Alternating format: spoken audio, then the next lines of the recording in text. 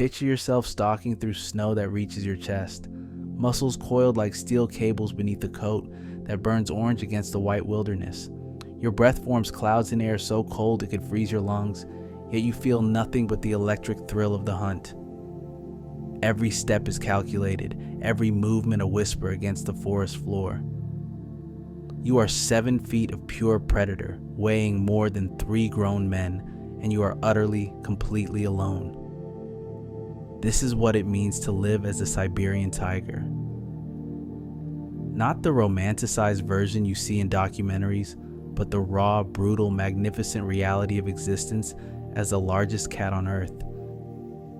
Tonight, we're going to experience life through the eyes of a creature that has walked this planet for millions of years, yet teeters on the edge of extinction. We're going to feel the weight of solitude that comes with being an apex predator, understand the crushing pressure of ruling a territory larger than most cities, and discover why even the mightiest hunter can starve in a land of plenty. The Siberian tiger doesn't just survive in one of Earth's most hostile environments, it thrives there, but that dominance comes with a price that few animals pay. Imagine waking up every morning knowing that your next meal isn't guaranteed, that the territory you've claimed and defended with blood and fury could be invaded while you sleep, that every breath you take in temperatures that would kill most creatures is a victory against nature itself. We're going to walk through the taiga forests of Russia, where winter isn't a season but a way of life. We'll hunt alongside a predator whose success rate would make professional athletes weep. We'll experience the strange, haunting solitude of an animal that can go months without seeing another of its kind. And we'll discover why being the apex predator doesn't mean being invincible. By the end of this journey, you'll understand what it truly means to live as a ghost in the snow, a shadow that can appear and disappear at will, a creature so perfectly adapted to its environment that it seems almost supernatural. But you'll also feel the weight of loneliness that comes with being a solitary hunter, the constant vigilance required to stay alive, and the delicate balance between life and death that defines every moment of a Siberian tiger's existence. This isn't just about observing these magnificent creatures from a distance. This is about stepping into their world, feeling their struggles, experiencing their triumphs, and understanding why they remain one of nature's most enigmatic survivors. So, settle in, because we're about to embark on a journey into the heart of the Russian wilderness, where only the strongest survive and even strength isn't always enough. The alarm clock in the Siberian tiger's world isn't a gentle chime or a buzzing phone. It's the gnawing emptiness in your belly and the biological imperative that screams one word through every fiber of your being: hunt. You wake not in a warm den or cozy burrow, but wherever exhaustion claimed you the night before. Perhaps beneath a fallen log, maybe in a shallow depression you scraped in the snow, or simply lying in the open with your thick coat as your only shield against the bitter cold. Your eyes open to a world painted in shades of white and gray, where the temperature hovers at minus 30 degrees Celsius.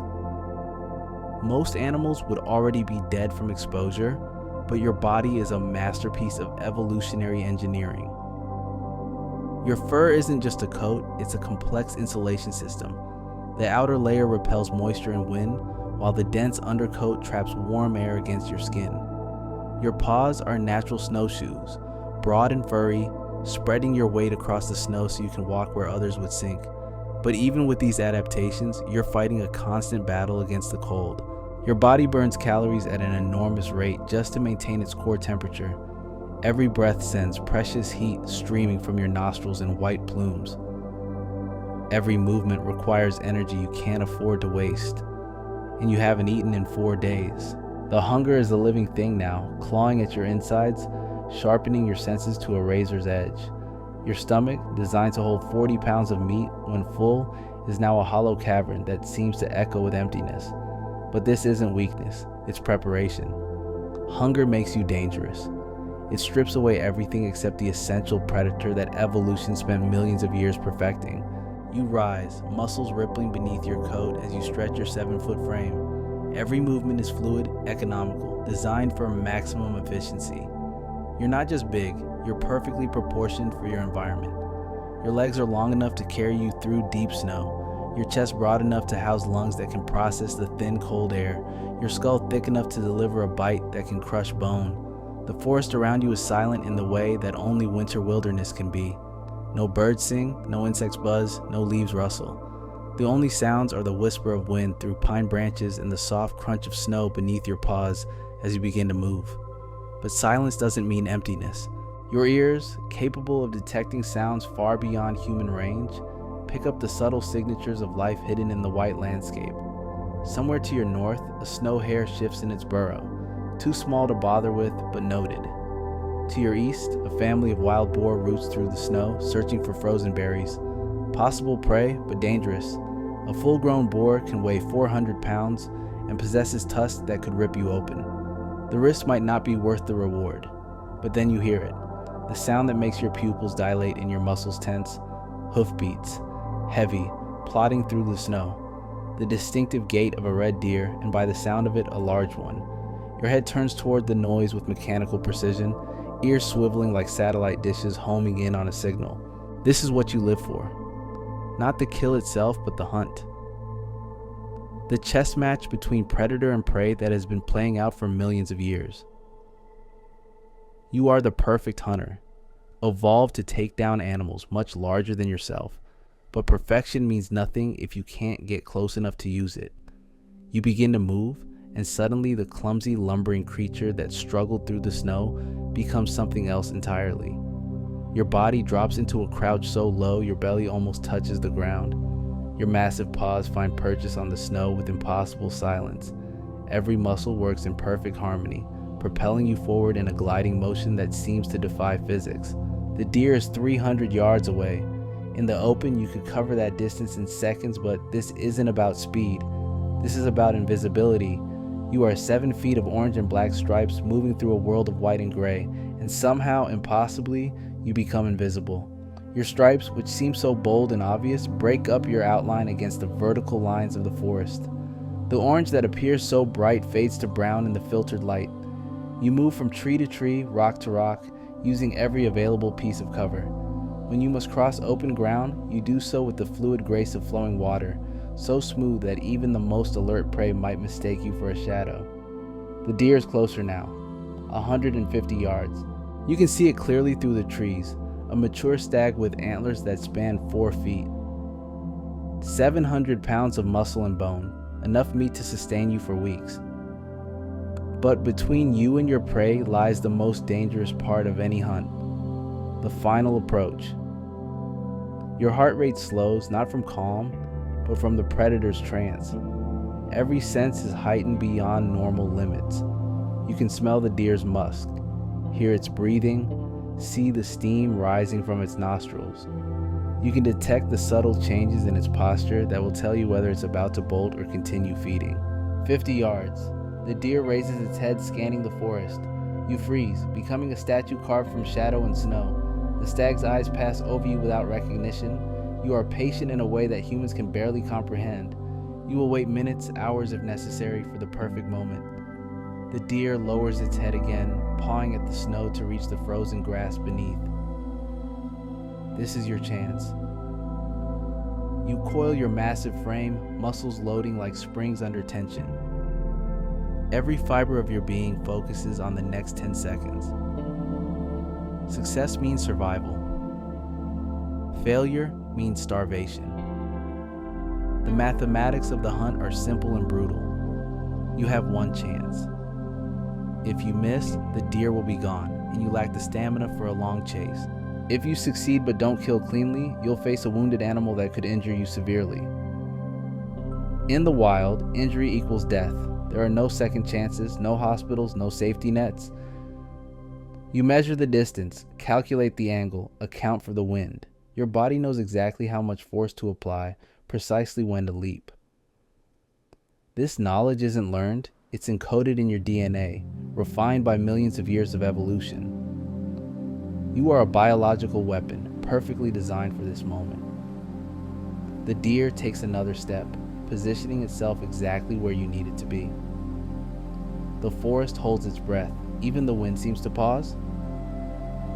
This is the moment when the natural world reveals its true nature. beautiful, terrible, and utterly without mercy. Your muscles release their stored energy all at once, launching your 400-pound frame through the air with explosive force. The snow erupts beneath your paws as you propel yourself forward, closing the distance in 3 powerful bounds. The deer's head snaps up, eyes wide with the sudden recognition of death approaching, but it's already too late. Time stretches like taffy in the final seconds. You can see every detail with crystalline clarity. The deer's flared nostrils, the whites of its eyes, the desperate bunch of its muscles as it attempts to flee. But you are inevitable now, gravity and momentum combining to carry you forward on a trajectory that cannot be altered. Your front paws strike the deer's shoulders with the force of a sledgehammer, your claws extending to grip flesh and bone. The impact drives your prey to the ground, snow exploding around you both in a white cloud. Your jaws open, revealing canine teeth 4 inches long and close around the deer's throat with precision that would make a surgeon envious. The kill is swift, efficient, merciful. Your bite severs the carotid artery and crushes the windpipe simultaneously. The deer's struggles cease within seconds, its life ebbing away in the snow that slowly stains red around its body. You maintain your grip until all movement stops, then release your hold and step back, chest heaving from the exertion. For a moment, you simply stand over your kill, every sense still elevated, scanning for threats. Other predators might be attracted by the scent of blood, wolves, bears, even other tigers.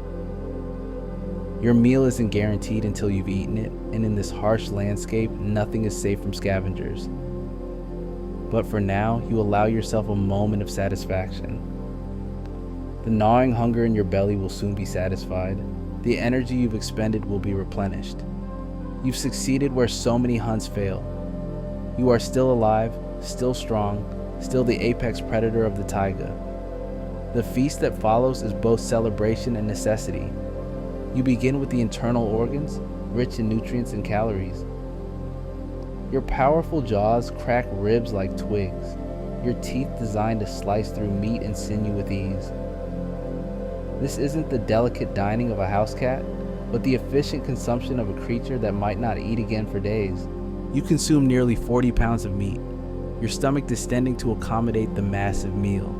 What you cannot finish, you will cache, burying it in the snow and returning later when hunger strikes again.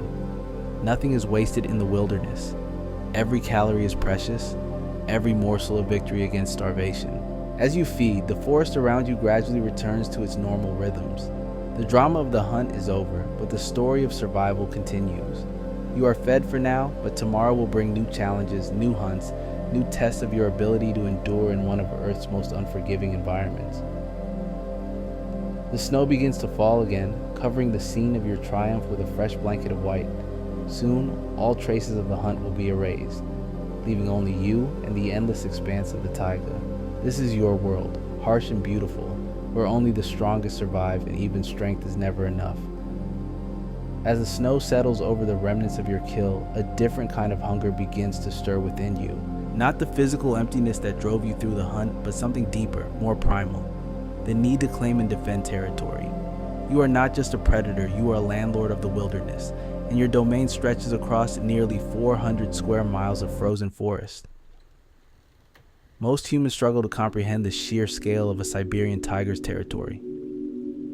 400 square miles. That's larger than New York City, bigger than most small countries, and every inch of it must be patrolled, marked, and defended. You don't own this land in any legal sense, but you possess it in a way that runs deeper than any human concept of property. This territory is written into your DNA, carved into your soul, defended with tooth and claw. The boundaries of your realm are invisible to most creatures, but to you they're as real as concrete walls. They're marked by scent posts, trees where you've rubbed your cheeks to leave pheromones, rocks where you've sprayed urine mixed with chemical messages that other tigers can read like a newspaper. These markers tell a story of dominance, of health, of reproductive status. They say, "This is mine. Enter at your own risk." But territory isn't just about pride or instinct, it's about survival. Within these boundaries lie the deer herds that sustain you, the water sources that keep you alive, the sheltered valleys where you can rest without exposure to the killing wind. Your territory is your life support system, and losing it means death as surely as a bullet to the heart.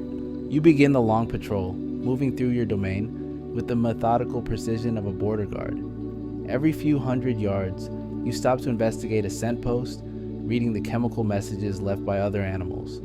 A wolverine passed this way 3 days ago.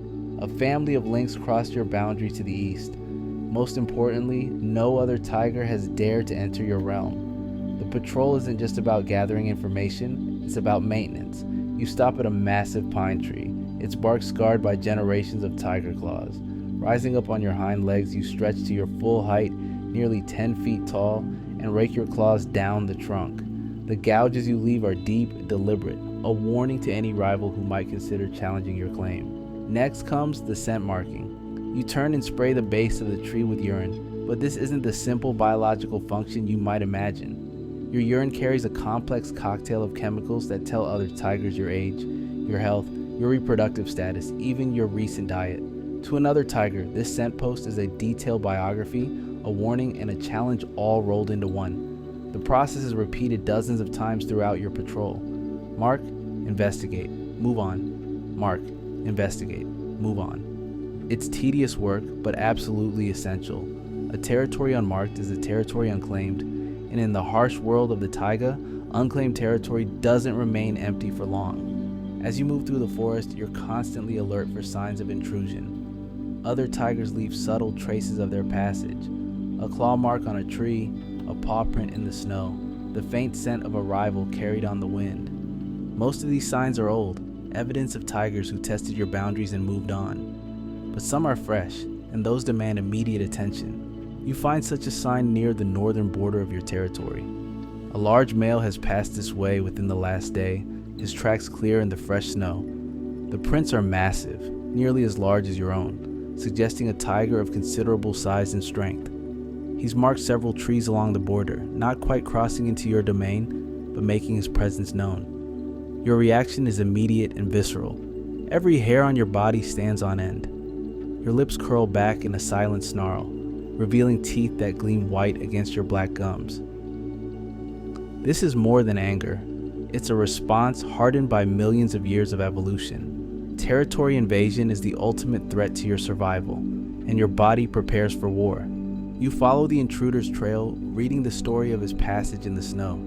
He's a large male, probably around your age, moving with the confidence of a tiger who believes he's strong enough to challenge you. His scent posts are bold, placed prominently on trees that mark traditional territorial boundaries. He's not just passing through, he's testing you. The trail leads to a ridge overlooking a valley, where a small herd of elk has gathered. The intruder has been watching them, probably planning a hunt. The audacity of it makes your blood boil. Not only has he invaded your territory, but he's planning to take prey that belongs to you. This cannot stand. You follow the ridge, moving with the silent grace that makes you such an effective predator. The intruder's scent grows stronger with each step, and you know you're closing in. Your muscles tense, your claws extend slightly, your breathing becomes shallow and controlled. Every instinct screams for confrontation, but you force yourself to remain calm. A hasty attack could be fatal. You find him resting in a grove of pine trees, a magnificent male tiger nearly as large as yourself. His coat is pristine, his muscles well-defined, his eyes alert and intelligent. Under different circumstances, you might admire his physical prowess, but here, in your territory, he represents nothing but threat. The confrontation begins not with violence, but with a battle of wills. You emerge from the tree slowly, deliberately, making yourself visible without appearing to attack. The intruder's head snaps up, his eyes meeting yours across 30 yards of snow-covered ground. For a moment, neither of you moves. You're taking each other's measure, calculating strength, assessing threat levels. The intruder rises to his feet, his movements fluid and controlled. He's not backing down, not showing submission. His stance is confident, almost arrogant. His message is clear. He's not afraid of you, and he's not leaving without a fight. You respond with your own display of dominance. Your body language shifts subtly, becoming more aggressive, more threatening. Your ears flatten against your skull, your tail lashes behind you, your shoulders bunch with barely contained power. You're not just a tiger now, you're a weapon waiting to be unleashed. The standoff continues for several minutes, neither of you willing to make the first move. This is psychological warfare, a test of nerves and determination. The first to attack has the advantage of surprise, but also the disadvantage of committing to violence. The first to retreat loses face and potentially territory. Finally, the intruder makes his choice. He takes a step forward, then another, his movements deliberate and challenging. He's calling your bluff, testing whether you're truly willing to fight for what's yours. His confidence is impressive, but it's also his downfall. He's underestimated your commitment to your territory. You explode into motion without warning. Your 400-pound frame launched forward with shocking speed. The intruder reacts quickly, rearing up on his hind legs to meet your charge, but you've already committed to the attack. Your bodies collide with a sound like thunder, claws raking, teeth snapping, two apex predators locked in mortal combat. The fight is brutal and brief. You have the advantage of defending your own territory, the psychological edge of righteous anger. Your claws find purchase on the intruder's shoulders. Your teeth snap at his throat. He fights back with equal ferocity, his own claws raking across your ribs, his jaws seeking your neck. But you're fighting for more than pride. You're fighting for your life, your territory, your very existence. The intruder is strong, but you're desperate, and desperation makes you dangerous. You manage to get your jaws around his throat, not fatally, but enough to establish dominance. He struggles for a moment, then goes limp, submitting to your superior claim. You hold your grip for several seconds, making sure he understands the message. Then you release him and step back, chest heaving, blood trickling from several wounds. The intruder staggers to his feet, his pride wounded more than his body. He looks at you with a mixture of respect and hatred, then turns and disappears into the forest. You've won, but victory comes with a price. Your ribs ache where his claws found their mark, and you'll carry the scars of this fight for the rest of your life. More importantly, you've expended precious energy that you can't afford to waste. In the brutal economy of the wilderness, every calorie spent fighting is a calorie not available for hunting. But the alternative was worse. Losing your territory would mean losing everything. Your hunting grounds, your water sources, your shelter. You'd be forced to wander as a nomad, constantly searching for unclaimed land, constantly vulnerable to attack. Better to fight and risk injury than to surrender and guarantee death. You return to your patrol, moving more slowly now, your body stiff from the confrontation. The scent posts need refreshing. The boundaries need reinforcing. Other tigers will have heard the sounds of battle, and they'll be testing your resolve in the days to come. Weakness is a luxury you cannot afford. As you move through your territory, you're reminded of its vastness and its loneliness. 400 square miles of forest, and you're the only tiger in it. You haven't seen another of your kind in months, except for the brief, violent encounter with the intruder. This isolation is the price of being an apex predator, the cost of claiming such a vast domain. The solitude weighs on you in ways that go beyond simple loneliness. You're a social creature at heart, despite your solitary nature. You remember your mother's warmth, the comfort of her presence during your first years of life. You remember the playful wrestling matches with your siblings, the security of being part of a family unit. But those days are gone, sacrificed to the demands of survival. Sometimes, in the quiet moments between hunts and patrols, you wonder if there are others like you out there, other tigers fighting the same battles, facing the same challenges. The rational part of your brain knows they exist, scattered across the vast expanse of the taiga. But knowing and feeling are different things, and you feel utterly alone in a world that seems designed to kill you. The snow continues to fall as you complete your patrol, covering your tracks and erasing the evidence of your passage. Tomorrow will bring new challenges, new threats, new tests of your ability to survive in this harsh landscape. But for now, you've defended what's yours, maintained your claim to this frozen kingdom. You find a sheltered spot beneath a fallen log and settle down for the night, your body still aching from the fight. The wind howls through the trees above you, carrying the scent of snow and the promise of another bitter night. But you're alive, you're strong, and you're still the undisputed ruler of your domain. As dawn breaks over the taiga, painting the snow-covered landscape in shades of gold and amber, you face a truth that few creatures on Earth must confront. You are magnificent, powerful, perfectly adapted to your environment, and you are dying. not from disease or injury, but from the slow, inexorable march of time and the changing world around you. The territory you fought so hard to defend is shrinking. Not in any way you can see or understand, but in ways that matter more than physical boundaries. The prey herds that once sustained your ancestors are smaller now, scattered by forces beyond your comprehension. The forests that provided perfect hunting grounds are fragmented, broken by invisible barriers that smell of metal and smoke. You don't understand concepts like deforestation or climate change, but you feel their effects in your bones. The winters are different now, less predictable. The rivers freeze at strange times. The snow falls in patterns that confuse even your ancient instincts. The world is shifting beneath your paws, and all your strength, all your perfect adaptations cannot stop it. But this morning, like every morning for the past 3 years, you wake and continue the ritual of survival. Your body is a masterpiece of evolution, but it's also a machine that demands constant fuel. Yesterday's kill is already a memory, the energy from that deer processed and burned in the endless fight against the cold. Your stomach growls with familiar emptiness, and you know the hunt must begin again. The mathematics of your existence are brutal in their simplicity. You need to kill something the size of a deer every few days to survive.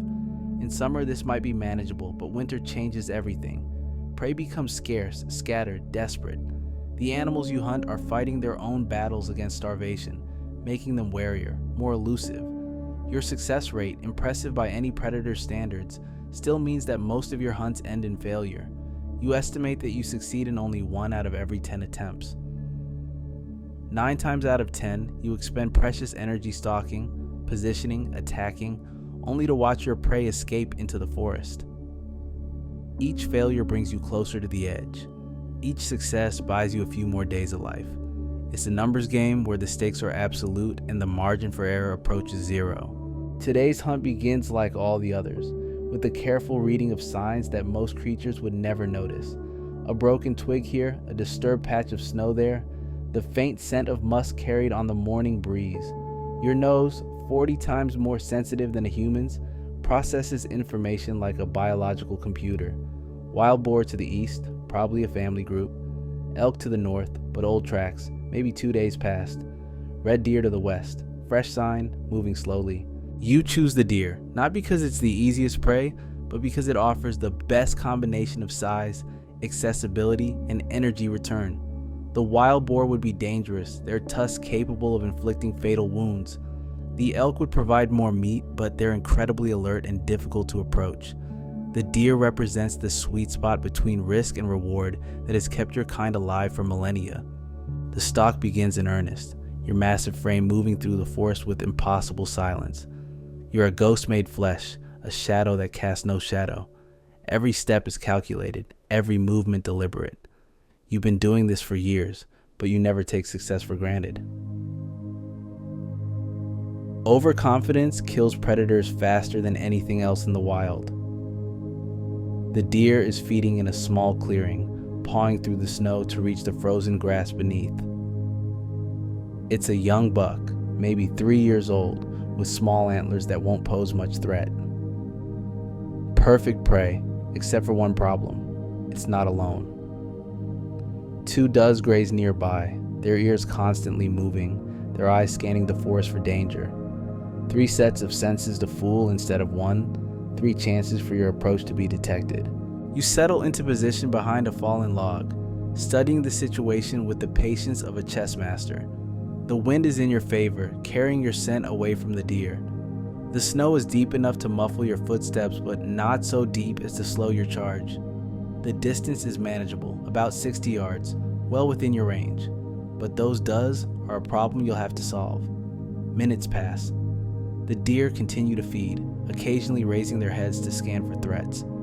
You wait, watching their patterns, learning their rhythms. The buck is focused on feeding, trusting the does to watch for danger. One of the does is more alert than the other, her head coming up every few seconds, her ears twitching at sounds you can't detect. She's the one you'll have to worry about. An opportunity presents itself when a raven lands in a tree above the clearing, cawing loudly. The deer look up at the bird, their attention momentarily diverted. You use the distraction to move closer, covering 20 yards in a low gliding crouch. Now you're within striking distance, coiled behind a snow-covered boulder like a spring under tension. The does relax, returning to their feeding, but the alert one continues to scan the forest. Her gaze passes over your hiding spot without recognition, but you know she senses something. Animals don't survive in the wild without developing an instinct for danger, and right now, every instinct she possesses is screaming warnings. The moment arrives when the alert doe turns her back to investigate something behind her. The buck is still feeding, head down, vulnerable. The other doe is focused on a patch of exposed grass. It's now or never. You gather your muscles, calculating distance and trajectory with the precision of a guided missile. Every fiber of your being focuses on the next 3 seconds. You launch yourself from behind the boulder with explosive force, your claws finding purchase in the snow, your body stretched to its full length in a perfect arc of predatory grace. The sound of your charge finally alerts the deer, but it's too late. The buck's head snaps up, eyes wide with terror, but you're already airborne, death incarnate hurtling through the crystal air. Your front paws strike the buck's shoulders, your claws sinking deep into flesh and muscle. The impact drives both of you to the ground in a tangle of limbs and snow. The does scatter, bounding away through the forest with a distinctive high-stepping gait of panicked deer. Your jaws close around the buck's throat, cutting off its air supply, severing the arteries that feed its brain. The kill is quick and clean, the way nature intended. Within seconds, the buck's struggles cease, its life flowing out into the snow in a spreading crimson stain. You maintain your grip for a full minute, ensuring death is complete, then release and step back to survey your work. Another successful hunt, another reprieve from starvation, another small victory in your endless war against extinction. But even as you begin to feed, tearing into the warm flesh with teeth designed for exactly this purpose, you're aware of the larger picture. This kill will sustain you for perhaps 4 days, maybe 5 if you're careful. Then you'll need to hunt again and again and again until age or injury or simple bad luck brings the cycle to an end. You are a magnificent predator, but you are also trapped in a system that offers no retirement, no rest, no guarantee of tomorrow. The feeding is efficient and thorough. You consume the organs first, rich in vitamins and minerals that your body craves. Then the muscle tissue, the fat, the marrow from the bones. Nothing is wasted because waste is a luxury you cannot afford. Your stomach distends to accommodate the massive meal, storing energy against the lean times that are always coming. As you feed, you're constantly alert for threats. The scent of fresh blood carries for miles in the cold air, attracting scavengers and competitors. Wolves, bears, wolverines, even other tigers might be drawn by the smell of your kill. In the wild, nothing is truly yours until you've consumed it, and even then, other predators might challenge you for the remains. The threat materializes in the form of a wolf pack, their howls echoing through the forest as they follow the scent trail to your kill. There are 5 of them, lean and hungry, their yellow eyes glowing with predatory intelligence. Under normal circumstances, wolves would avoid a tiger, but hunger makes animals desperate, and desperate animals are dangerous. You stand over your kill, blood staining your muzzle, your body language radiating menace. The wolves circle at a respectful distance, testing your resolve, looking for weakness. They're not trying to fight you, they're trying to intimidate you, to convince you that sharing is preferable to conflict. It's a strategy that works on smaller predators, but you are not small, and you are not easily intimidated.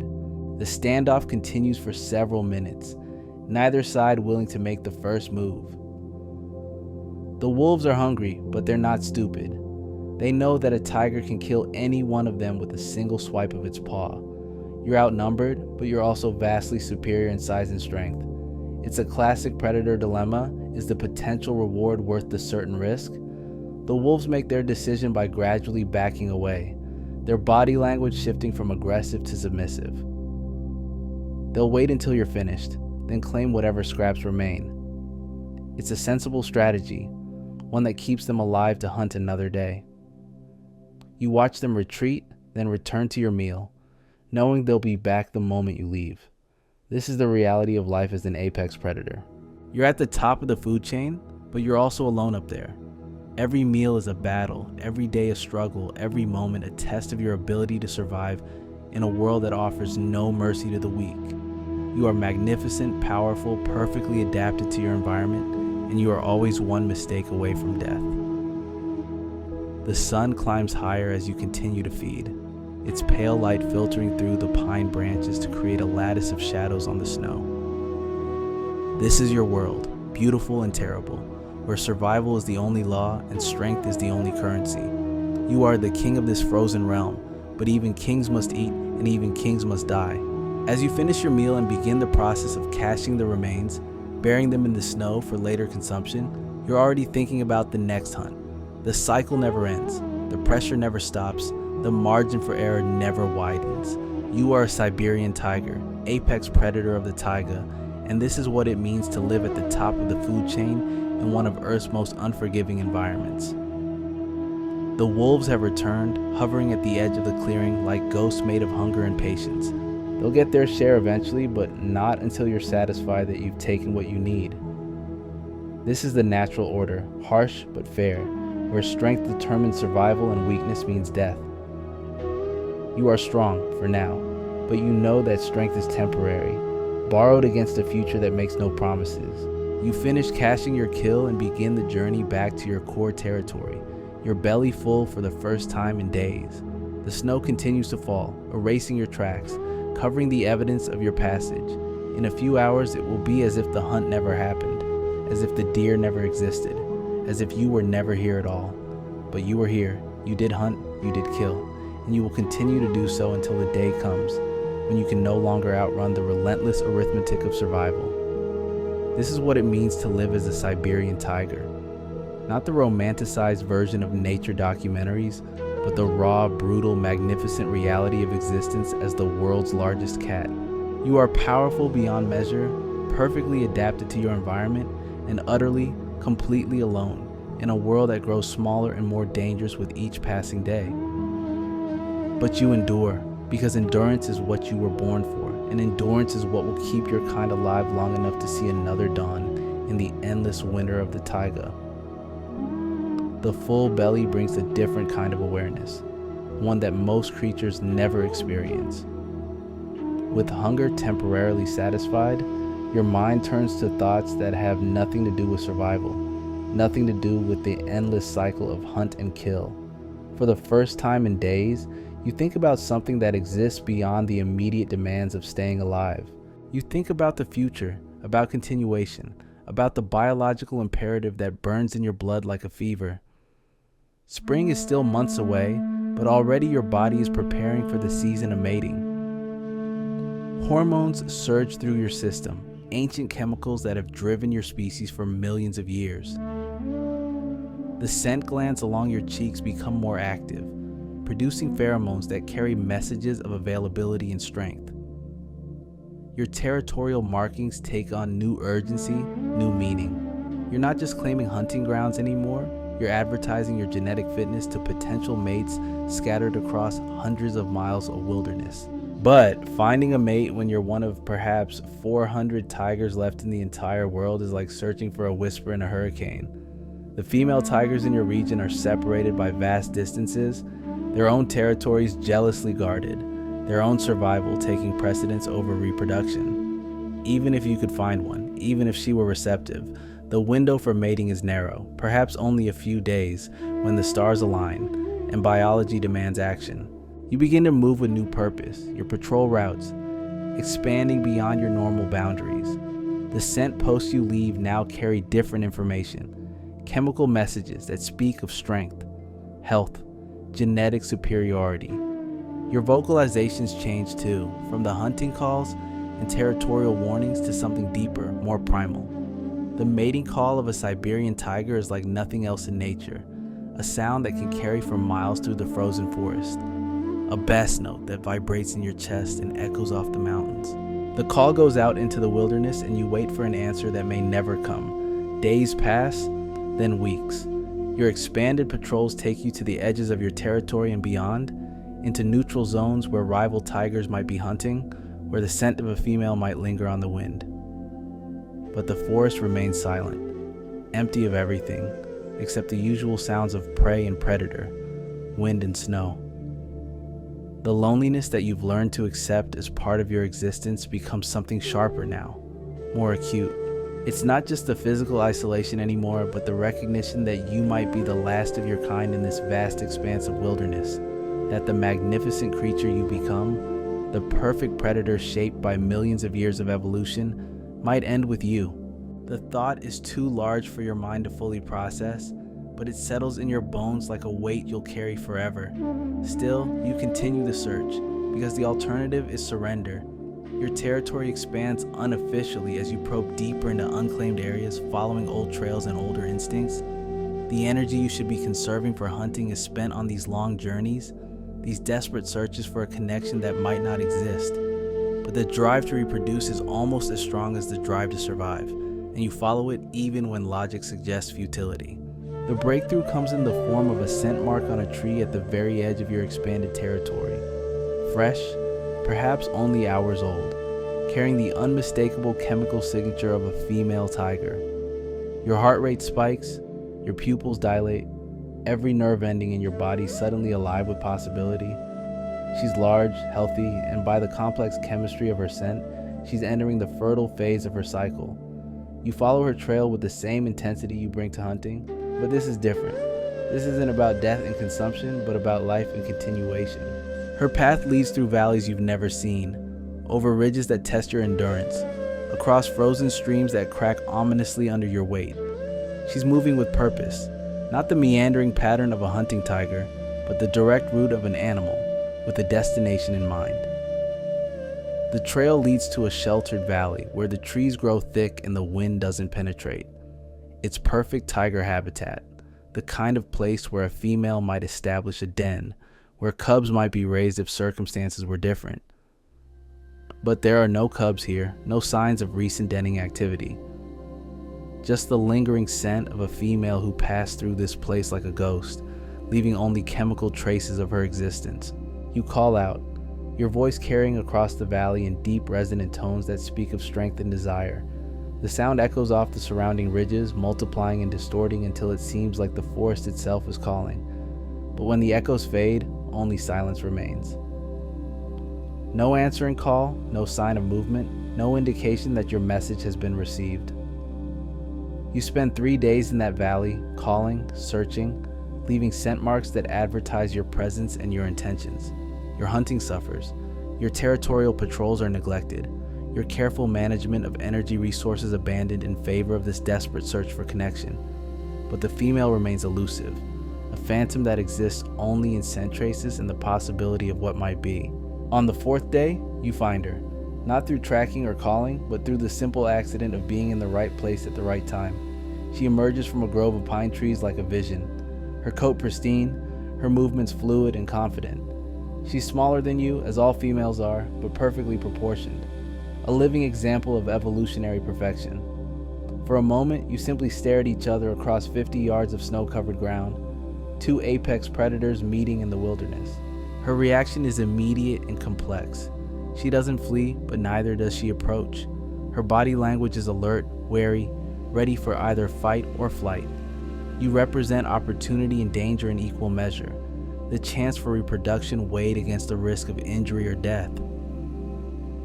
Male tigers have been known to kill females who reject their advances, and she knows this as surely as she knows the weight of snow on pine branches. You approach slowly, your movements deliberately non-threatening. Every instinct screams at you to rush forward, to claim what evolution tells you is rightfully yours. But intelligence overrides instinct, and you know that patience is the key to success. She watches your approach with eyes that miss nothing, calculating your intentions, measuring your threat level, deciding whether you're worthy of her genetic investment. The courtship that follows is unlike anything else in your experience. It's not the brutal efficiency of hunting or the violent confrontation of territorial disputes. It's a dance, subtle and complex, governed by rules that exist nowhere except in the genetic memory of your species. You circle each other at a respectful distance, vocalizing softly, your movements synchronized like dancers who've rehearsed this routine for eternity. She begins to respond, her initial wariness giving way to something that might be interest.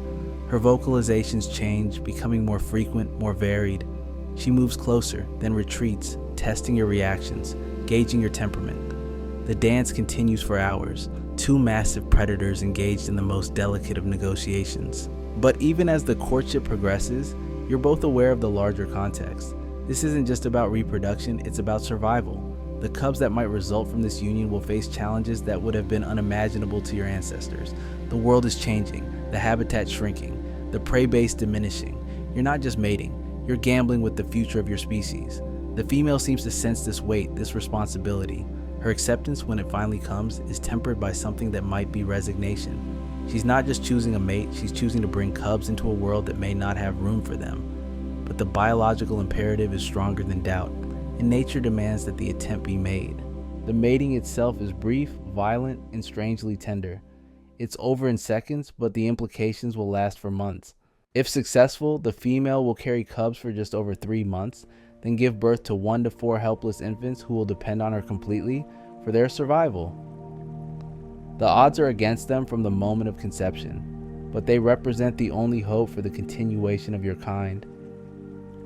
After mating, the female remains with you for several days, an unprecedented break in the solitary existence that defines your species. You hunt together, share kills, rest side by side in the snow. For a brief moment, you experience something that most tigers never know: companionship, the presence of another of your kind, the comfort of shared existence, the simple pleasure of not being alone in the vast wilderness. But the interlude cannot last.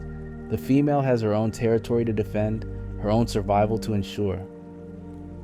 If she's pregnant, she'll need to find a suitable den site, cache enough food to sustain her through the birthing process, prepare for the enormous energy demands of nursing cubs.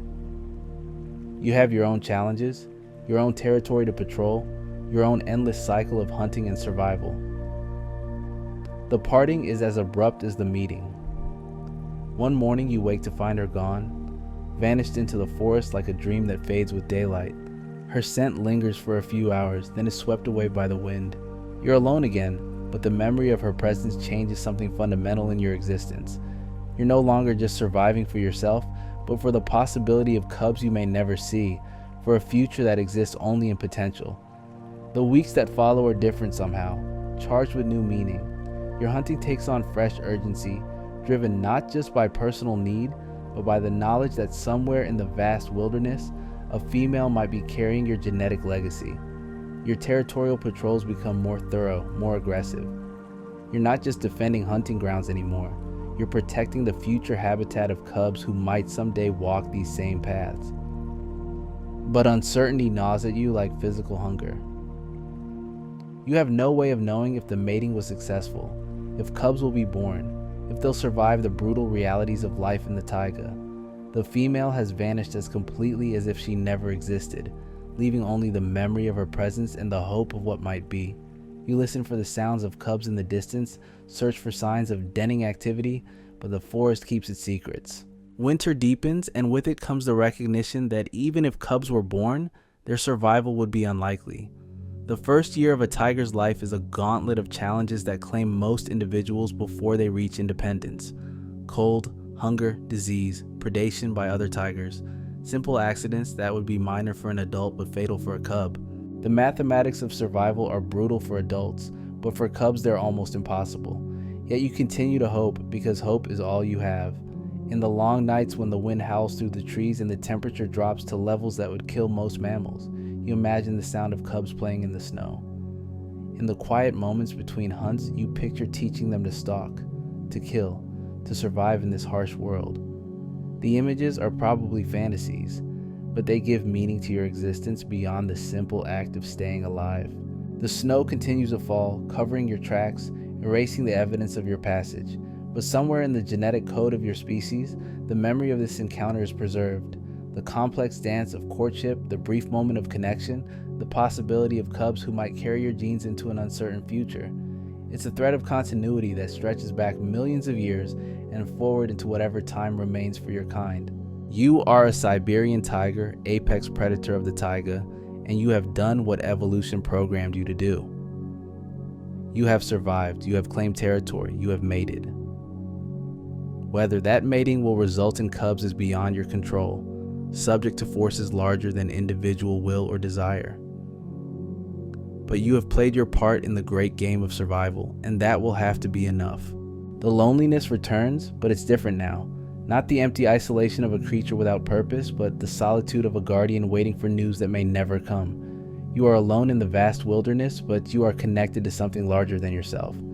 The possibility of cubs, the continuation of your species, the hope that somewhere in the frozen forest, life is finding a way to persist against impossible odds.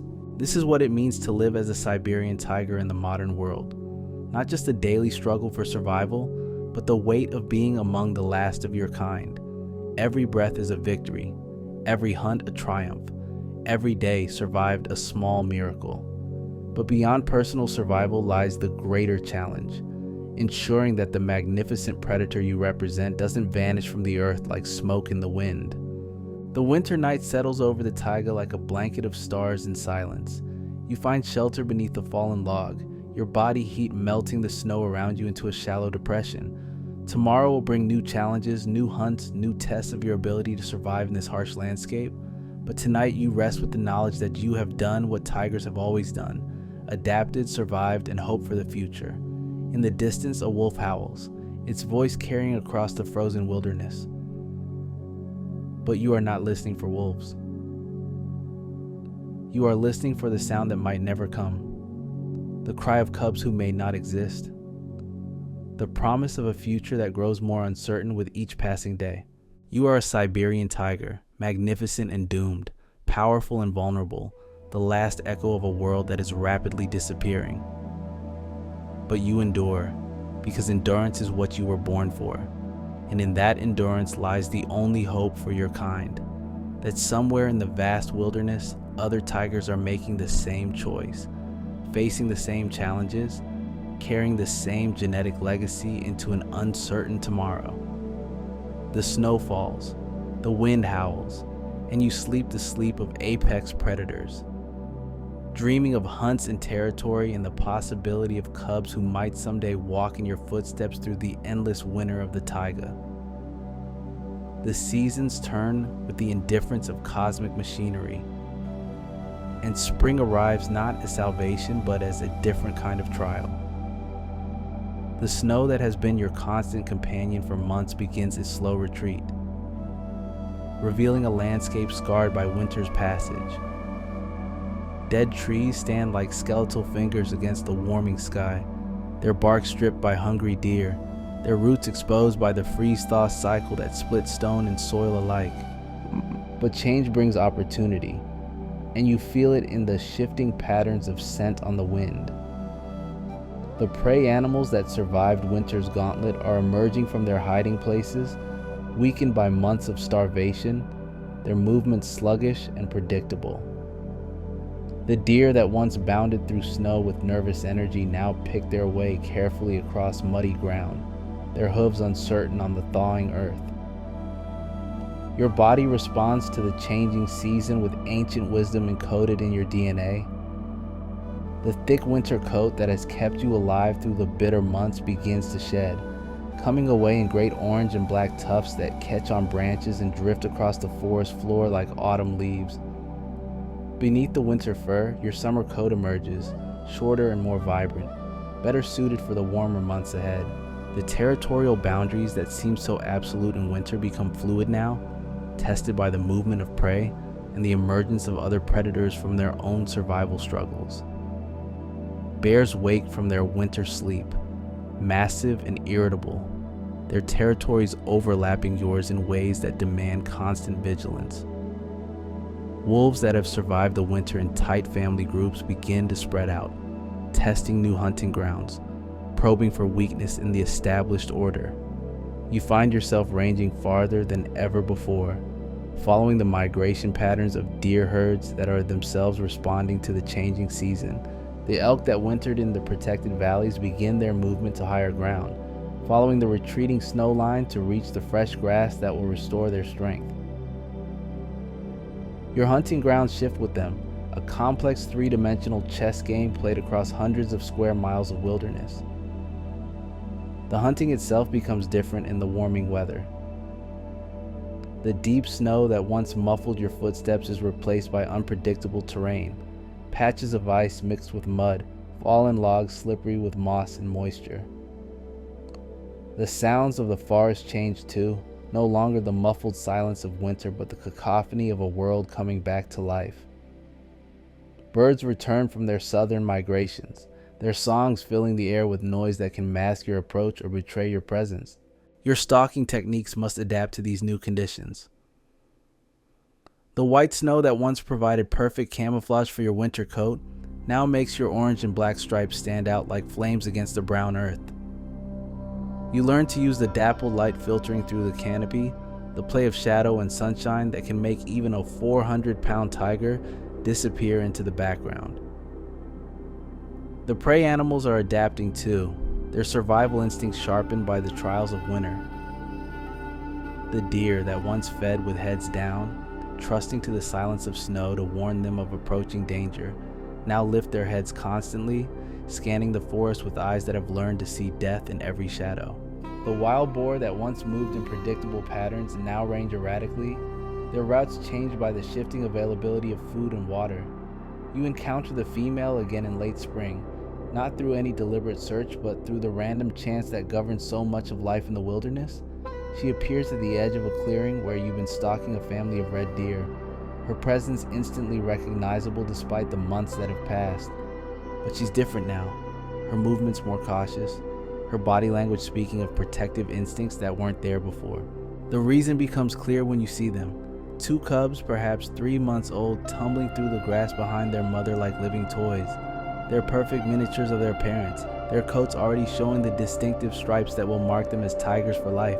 They play with the unconscious joy of creatures who don't yet understand the harsh realities of their world, pouncing on butterflies and wrestling with each other in the warming sunlight. Your reaction is immediate and complex. These cubs carry your genetic legacy, the continuation of your bloodline in a world that seems determined to erase your species, but they also represent something dangerous, a vulnerability that could compromise your survival. Male tigers have been known to kill cubs, even their own, and the female knows this with the certainty of evolutionary programming. She positions herself between you and the cubs, her body language shifting from casual alertness to active threat. Her lips curl back in a silent snarl, revealing teeth that could crush bone, and her tail lashes behind her with barely contained aggression. The message is clear: approach the cubs and die. Even the fact that you're likely their father means nothing in the face of maternal instinct. The cubs, oblivious to the tension crackling between their parents, continue their play. One of them, slightly larger than the other, notices you and begins to approach with the fearless curiosity of youth. Its mother's warning call stops it mid-step, a sound that speaks of absolute authority and immediate danger. The cub retreats to its mother's side, but its eyes remain fixed on you with an intelligence that seems almost human. You study your offspring with the detached assessment of a creature that has never known parental bonds. They're strong, healthy, their movements coordinated, and their reflexes sharp. The larger cub shows signs of the size and strength that will serve it well if it survives to adulthood. The smaller one displays a wariness that suggests the survival instincts necessary for life in this harsh environment, but survival is far from guaranteed. The statistics are brutal. Only 1 in 2 tiger cubs survives its first year, and those odds may be optimistic in the current environment. Disease, starvation, accidents, predation by other tigers, the simple challenges of learning to hunt in a world where failure means death. The cubs that play so innocently in the grass are already engaged in a life or death struggle, whether they know it or not. The female's protective stance never wavers during the brief encounter. She knows, as you know, that the presence of cubs makes her vulnerable in ways that go beyond simple physical threat. Cubs require constant attention, frequent feeding, protection from elements and predators. They slow her down, limit her hunting options, tie her to specific territories with suitable denning sites. In a world where mobility often means survival, cubs are both blessing and curse. After several minutes of tense observation, you make the decision that evolution is programmed into your species. You turn away, leaving the female and cubs to their fate. It's not abandonment in any human sense, but rather the recognition that your role in their survival is finished. You've provided the genetic material, the female will provide everything else. Your continued presence would only increase the danger to all involved.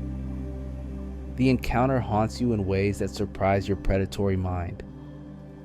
As you resume your solitary existence, you find yourself thinking about the cubs, wondering about their progress, listening for sounds that might indicate their survival or demise.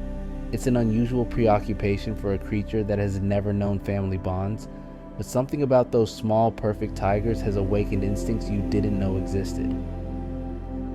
The summer progresses with the relentless heat that makes hunting during daylight hours almost impossible. You adapt your schedule to the rhythms of the season, becoming more active in the early morning and late evening when temperatures drop and prey animals emerge from their own heat-induced lethargy. The thick fur that served you so well in winter becomes a burden now, trapping heat against your body, making every movement an effort. Water becomes a critical resource, not just for drinking but for cooling your massive frame. You seek out streams and ponds, wading into the cool water with the relief of a creature pushed beyond its comfort zone. The sight of a 400-pound tiger standing chest deep in a forest pool would be magnificent to any observer, but to you, it's simply another adaptation to the demands of survival. The prey animals are experiencing their own challenges with the heat. Deer seek shade during the hottest parts of the day, gathering in groups under the largest trees, their normal wariness temporarily overcome by the need for relief. Wild boar wallow in muddy pools, their bodies caked with cooling earth. Even the normally elusive elk emerge from deep forests to drink at exposed water sources, their usual caution compromised by desperate thirst. These behavioral changes create new hunting opportunities, but they also present new challenges. The animals may be more predictable in their movements, but they're also more alert to danger.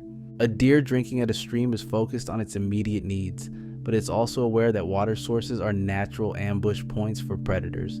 Your approach must be more careful, more patient, more perfect than ever before. The hunting success rate that drops so drastically in winter begins to improve with the changing season. The weakened prey animals, the predictable movement patterns, the longer daylight hours for stalking all combine to create conditions more favorable to predation. But improvement is relative, and you still face the harsh mathematics of survival. More hunts must succeed than fail, or death becomes inevitable. You've adapted your hunting style to the new conditions, learning to use the heat itself as a weapon. The midday sun that forces prey into shade creates predictable gathering points where ambush becomes possible. The water sources that draw desperate animals also provide the cover of sound and scent that can mask your approach. Even the insects that swarm in the warming air serve to distract prey animals from the more serious threats stalking through the forest.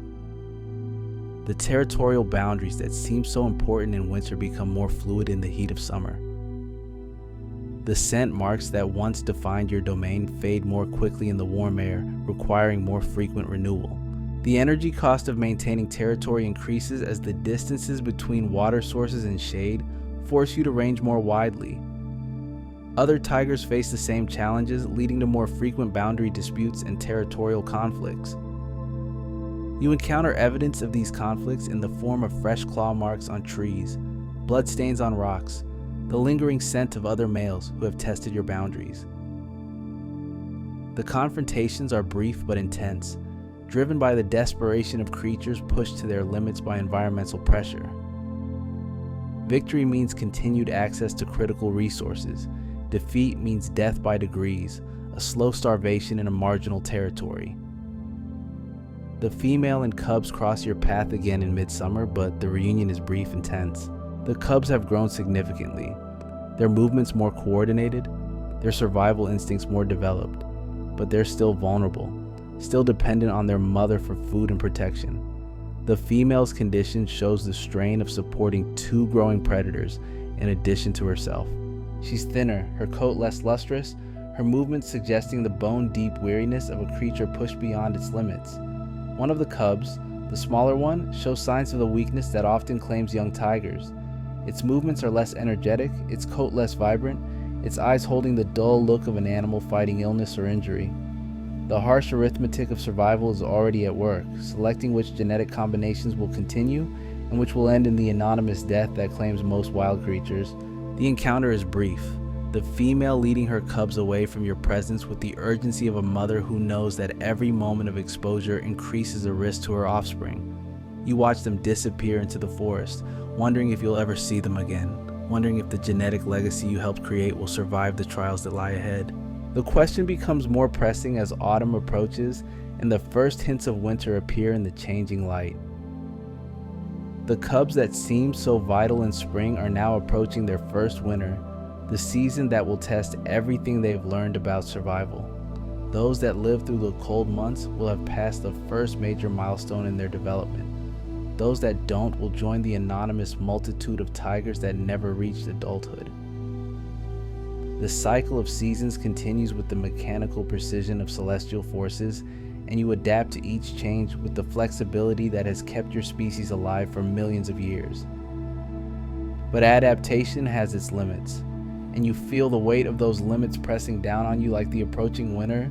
The world is changing faster than evolution can respond, and even the most perfect predator struggles against forces beyond its control. As the leaves begin to change color and the first frost appears on the morning grass, you face the same choice that has confronted every tiger before you. Continue the struggle for survival or surrender to the forces that would erase your kind from the earth. The decision isn't conscious, isn't even really a decision at all. It's simply the expression of programming so deep it might as well be physics. You will hunt, you will fight, you will defend your territory, and you will survive for another day. Because that's what tigers do, what tigers have always done, what tigers will continue to do until the last one falls silent in the last patch of wilderness left on earth. The snow begins to fall again, and you prepare for another winter in the endless cycle of survival that defines your existence. The forest settles into the quiet that comes before the storm, and you move through it like a ghost made flesh, a shadow that casts no shadow, a predator perfectly adapted to a world that may no longer have room for perfection. But you endure, because endurance is what you were born for, and endurance is what will carry you through whatever trials lie ahead in the long winter of the taiga.